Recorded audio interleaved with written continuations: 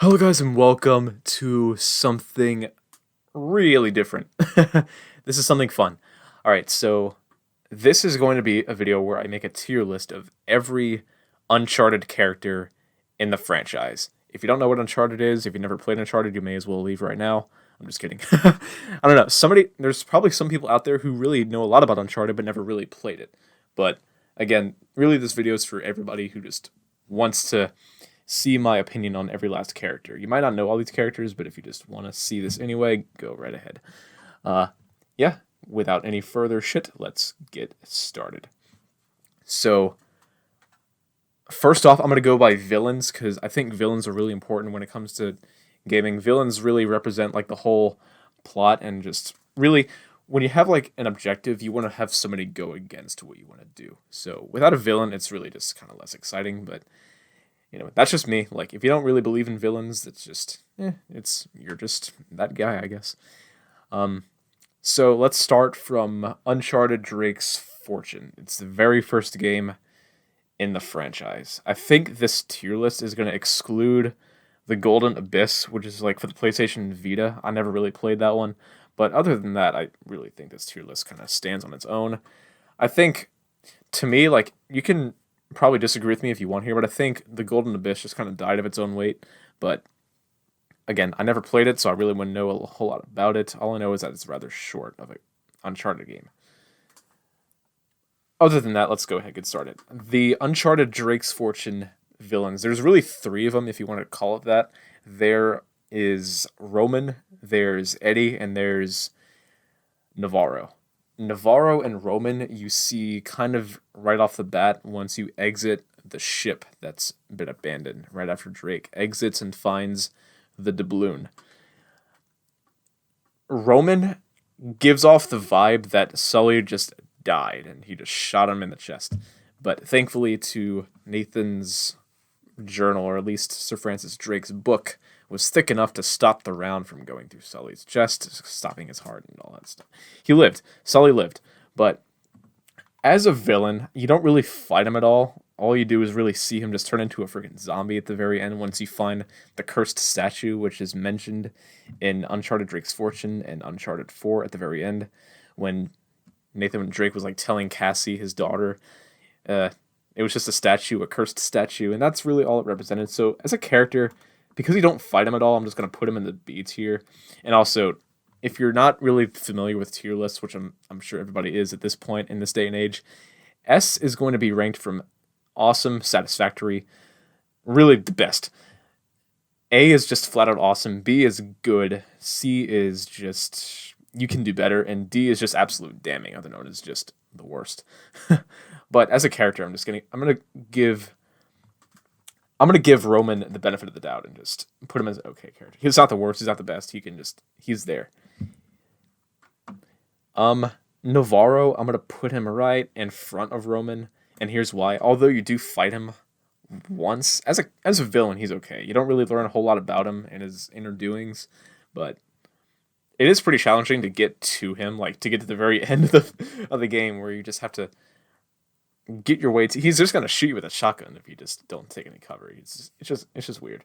Uncharted Drake's Fortune was pretty good.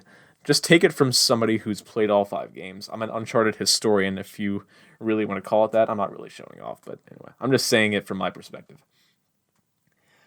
Now, Eddie, you don't really see him a whole lot, and here's why. Well, not here's. I don't really know why, but as a character, you have to like bond with him and like kind of go against him. It's just he's kind of annoying, but I'm gonna put him in like the can do better, and only because uh, you don't really fight this guy either. Although you might, I don't know. He doesn't really have a lot to do with the story, although he does represent that villain vibe. But he's just down there. Not really much to say about Eddie. Now Harry Flynn. We're moving on to Uncharted 2 here. Harry Flynn, and I want to say, before I even rank him, you do see, although, yeah, we are on Uncharted 2 villains. Harry Flynn and Lazarevich. You happen to see Lazarevich, Harry Flynn, and Eddie in Uncharted 3's co-op. If you if you own Uncharted 3 and you go to like the co-op section, if you go to like the airstrip, which plays like a cute little cutscene at like the beginning with Nathan Drake and Sully, and if you do like co-op, you do see these characters reliving Eddie, Harry Flynn, and Lazarevich. And Nathan Drake just kind of calls it like a twisted reunion. And I actually did a video where I played through the co-op cutscene with that sort of thing. So if you want me to post a link, I will. Now Harry Flynn, he is just. I'm gonna give him the A rank because you do bond with him in the beginning. He doesn't really come off as a villain. It just kind of unfolds on its own.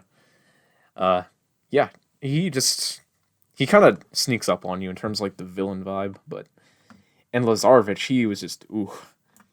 I'm gonna put him right in front of Flynn because he like represents that evil just vibe where you just want to kill him, but you can't do it because he's just a monster. Um,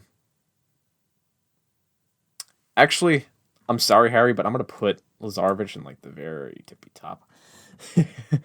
Sorry, Harry, but you just happen to be one of those guys. Um, you do only fight Lazarevich once. I do think so. And only in the very end, where you have to like run through like the cursed with like that giant tree where like you just have to like shoot the um the resin and like make him explode and like kill him. But he's going up there. Uncharted 2 was like the perfect length of a game. Although I'm not really ranking this based on the games themselves, it's just the characters. But this is just that. Um, I think we've. Oh, I think we're done with Uncharted 2 villains. Yeah, with Uncharted Drake's Fortune, Nathan Drake, Sully, and Elena just kind of stick along all throughout the ride, except for Lost Legacy because um, a game based on Chloe's perspective and along with Nadine, but we're gonna get to her later in a bit. We're done with Uncharted 2, I think. Anyway, Uncharted 3, the villains. Talbot and Marlowe. Marlowe, I'm gonna put her in like the failing rank because for one, you don't fight her at all. Again, she's kind of in the middle with. All right, I'm gonna put Marlowe in the B rank because again, you don't fight her. She's just as relevant as Roman is because when it comes off to Marlowe, she doesn't really kill anybody. She's just pure evil. She like steals Nathan Drake's ring away from him and just kind of gives him like these cursed messages and like she is just evil and like a witch. She's just mind corrupting. I don't know. I have to give it to Marlowe though. She's again not the best and not the worst. This guy, I think you just meet him on like the train or something. He's just hanging around and he's just a villain. He's just there. I don't really know much about him. I'm just gonna put him down here because I don't. Sorry, but you're just down there. Uh, Now I think we're done with Uncharted 3's. Oh, I still got Talbot. Talbot, I'm gonna put him right up here with Harry Flynn because although you do fight him multiple times, you fight him in Yemen, you fight him when you're fighting the Djinn. Although you don't really fight him, you fight him when you're just chasing him around. Uh, yeah, you fight him twice. You fight him in Yemen, and you fight him in Around with the Pillars. That's basically just about. I'm saying a lot. I really should stop, but um, there we go again. You do fight Talbot multiple times. You chase him around multiple times. You fight him fight him twice. It's insane. But he is a pretty good villain. I'm gonna give him that. But all right, I think we're done with Uncharted 3. Oh, I totally forgot. Totally forgot. Ramses. uh, you don't fight this guy either. I'm gonna put him right over here with Eddie. Again, you don't fight him at all. Although he's just you don't see him in like game. He's only in cutscenes. He's only in cutscenes, which is just kind of crazy. He does almost drown Nathan Drake at like the very end of like the ship chapters. Uh, again, I'm really, I guess you can just say that I'm ranking these guys based upon like how often you fight them, and just I don't know. But if I had to like really pick on where to put Ramses, I would either put him in like the good or like put him in the can do better. But in this case, I'm just gonna put him in the can do better because again, he's just out there. Ramses is just like a pirate. He's Ramses. I don't know. Not really much to say about him because you don't see him a whole lot. You don't fight him, and he's just not sticking around long enough. Also, not to mention that Uncharted 3's story chapters are pretty short. Nothing against Uncharted 3. It's a great game, but I think the chapter length could be a little bit better. And I'm talking about chapter length, and I'm not even talking about the main characters themselves. I made like a triangle, like great. All right, let's see. Okay, I think we're done with Uncharted 3's villains. Now on to Uncharted 4: A Thief's End. Uncharted 4 has two villains. Really, I would say that it's just one because, and here's why: Nadine and Rafe Adler. Nadine and Rafe Adler. You fight Nadine 100 times. Like, she just whips our asses, like, continuously. We don't win or anything. But Rafe is just, I'm going to put him right up here, right in front of Talbot. He's just right smack dab in the middle. The reason for this is because when you first meet Rafe in Uncharted 4, he doesn't come off straight immediately as the villain. He's more of like the bonders and stuff with Nathan and Sam when they're in prison together. And I think the whole reason that he became a villain was because there was a reason for it, and he claimed that Nathan and Sam just kind of like betrayed his trust or something. I don't know. But again, the story like really develops with him, and I guess it just develops with Harry Flynn as well. And the whole reason I'm putting Talbot in like the same column is because you fight him a bunch of times. There's a cause for it. There's like a cause and effect with these guys. There's a reason why these guys are just labeled as the villain. Okay, I think that is just summing it up for Uncharted 4: Thief's End. These are like really short to, they're really short to like come to a conclusion with, and they're really easy because it's just one person each. Now, if it's just a game itself, like I have to like talk about the game for like a good 4 or 5 minutes to even just give it a rank. But again, these are just main characters. These are like peanuts compared to like the entire big picture. You can pause for a minute to like figure out what I mean by that. But Uncharted. All right, Uncharted Lost to Legacy. I think the only villain you're ever gonna see there is Asav. Asav. We're gonna put Asav right in the good tier.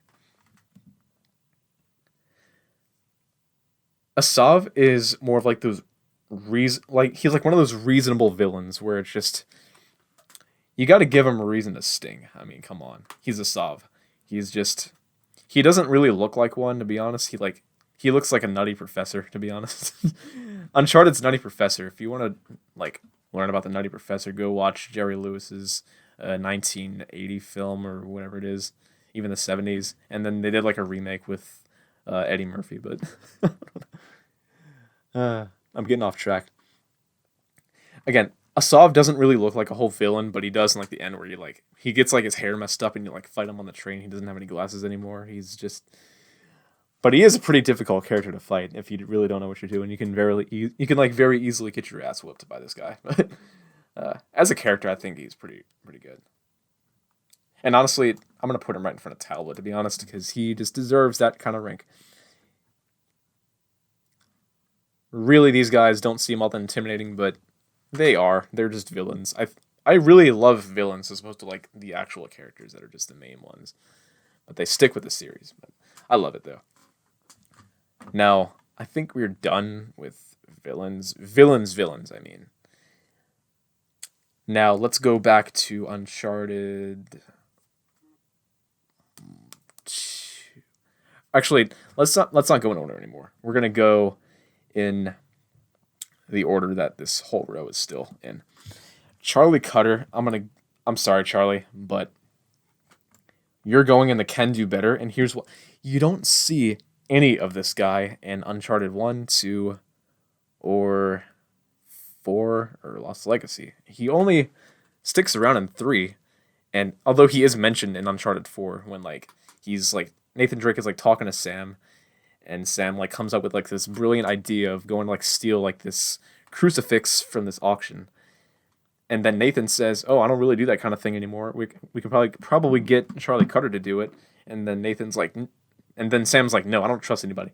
But again, where the heck was Charlie Cutter in the first 2 Uncharted games? You don't see him at all. Uh, I guess I didn't really catch it until just now, but Charlie Cutter, he's like in the sea Charlie. Um, as a character, he's pretty hilarious. He gets like his leg broken. He like starts cursing and he's like shitting bastard leg or something. Yeah, Charlie Cutter's just funny. He's a funny character. But given the circumstance, I think, all right, I'm gonna give Charlie the benefit of the doubt. I'm gonna put him in the good. Although he does represent like a pretty good personality character, I'm gonna give him that.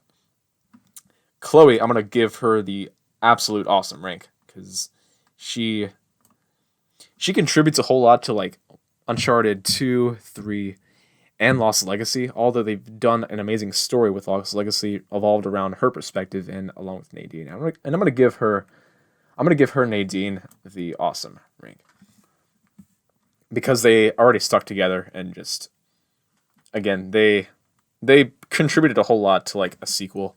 Because when everybody played Uncharted 4, like they're saying, "Oh my God, it's over," but Naughty Dog said, "I think we have to do another game, one last game that evolves around somebody else's story," and then they picked Chloe for it, which I think was kind of cool. I liked it. I did a walkthrough of it. I really enjoyed it. Although you don't really see a whole lot from Nathan, but you do see Sam Drake though. You see Sam Drake a whole lot in Uncharted Lost Legacy because you come to find out in the middle of the game that um Asav's business partner was Samuel Drake. And then Nadine finds out. She gives Chloe a nice punch and just leaves her for dead. And they just end up reuniting and just riding an elephant together. It's awesome. I wish I can. That is definitely going to be a game that I'm going to end up replaying in the future, for sure. Elena Fisher, she stuck around a ton. She is satisfactory. Only because no matter how many times Nathan Drake screwed her over, she never just dipped. She just always stuck by his side, no matter what the circumstance was. If Nathan Drake just jumped off a cliff, like she would always come back, which did happen. Nathan Drake literally fell off a cliff, and in Uncharted 4, she just saved him again. No matter how many times Nathan Drake is just gonna pursue her in like her dreams or whatever, she's like, "I don't want to do all this treasure hunting thing anymore." She's there. She's just gonna come back, and she knows it. Jeff, the camera guy, I'm gonna put him right down here with this guy. I'm not really sure what this guy's purpose was. I think with this guy, you just meet him on like the train or something, and he's just sticking around. I think he's like, all right. Correct me if I'm wrong. Is this guy in Uncharted Lost Legacy, or is he in Uncharted 1 or 2? He's in one of them. I don't really remember a whole lot about this guy, but I remember like everybody else. He's in 1, and the whole reason I'm like assuming that he may be in Uncharted Lost Legacy is because when you fight like this helicopter in like the semi end, you meet this guy and you like Nadine like shoots him after you get like the tusk. But I think that guy had like rather long hair, so this probably is going to be somebody from like Uncharted 2 or 1, if I'm not wrong. Nathan Drake, you guys know it. He's just the man, the legend, the myth. I'm going to put him right in front of... Actually, you know what? Because... Ladies first, because Elena like represents like an entirely great role model, I'm going to put her right in front of Nathan Drake. The dominance. The power of dominance. Nathan Drake, you know it. Nothing much else to say. You know the rules. Salim, he is pretty good. I'm going to give him the A rank right up here. Not only because he kind of assumes that Nathan Drake is kind of a threat when he first encounters him in the Rubicali Desert. He like points a gun at him and like Nathan Drake is like, "No, don't shoot me." and then he just spares him, but then he just sticks by his side and like helps him find Sully. He's a pretty good character, so I'm gonna give him the awesome rank for that. Sam Drake, I'm gonna give him also the awesome rank, only because he's not gonna go in the satisfactory one. I'm gonna put him right here for a pretty good reason. I'm pretty sure if you played the Uncharted games before, you would know why. In Uncharted 4, he basically lies to his brother and just says, I want to go on this treasure hunt because I have to pay back this guy that wants to kill me. He completely lied. The guy that wanted to kill him if he didn't find the treasure has just been dead the whole time. And the whole truth was that he could have just told Nathan Drake that he just wanted to find the treasure with him as opposed to just lying to him and saying that we have to do this. God damn it, Sam. But again, he deserves it. He deserves it. I'm going to put him right there. Schaefer. He's going in the alright rank because as a character, him and Nathan Drake just kind of lash out at each other, and it's really Nathan's fault because he was the one who like started like the entire like argument. You know, I think it was just kind of dumb. Schaefer is nothing much else to say. He did kind of help out. I'm gonna put him right there. He's not the worst. He's not the best. Right smack dab in the middle. Sully, Sully is just, no matter how old this guy gets, he is along for the ride. No matter how many times. I love Sully. He is just absolute awesome. Nothing much else to say. Now Tenzin, he's gonna go in the alright, good rank as well. You don't really understand much of a word he says because he speaks Tibetan, and that's where Nathan and Elena go to fight off like these rebels that just like destroy this town. And Tenzin was there just kind of nurturing Nathan Drake after a pretty brutal fall off of like a train, and he was just freezing his butt off. He took him in and like took care of him, and I think that was pretty nice of him. So I'm gonna give him the. Actually, what am I doing? I'm gonna give him the A rank. He's pretty generous. Vargas, I'm gonna give him the okay rank because he, for one, the reason that he's not the best is because he just kind of. He's pretty greedy. He's pretty greedy. I don't really, like that much about him, but he did kind of stick with Nathan's side and help him like find whatever it was that he was after in prison. That's kind of like the whole reason why they got into prison together, was to find treasure in like this abandoned tower where he found like a crucifix in. But in the end, Rafe just kind of like stabbed him and just murdered him in prison. That's how they got out. And yeah, that is pretty much my Uncharted characters tier list. You basically know my opinions on every last character in this franchise. Again, from opposed to Uncharted, The Golden Abyss on the PlayStation Vita, which I, again, have never played. I've seen a little bit of it, but again, I can't really come to a conclusion based upon the characters in that game because they weren't they really weren't included in this tier list. It would have been nice, but again, if the characters from Golden Abyss were in this tier list, I would just say, hey, I don't know these guys, I'm putting them right down here. Not that these guys are like bad characters, but again, the whole reason that they're down here is because I don't really see a whole lot of them. Jeff the camera guy just kind of died in like 20 minutes later after you saw him, but Lazarevich just shot him and just killed him. And this guy, I don't really know what he's all about.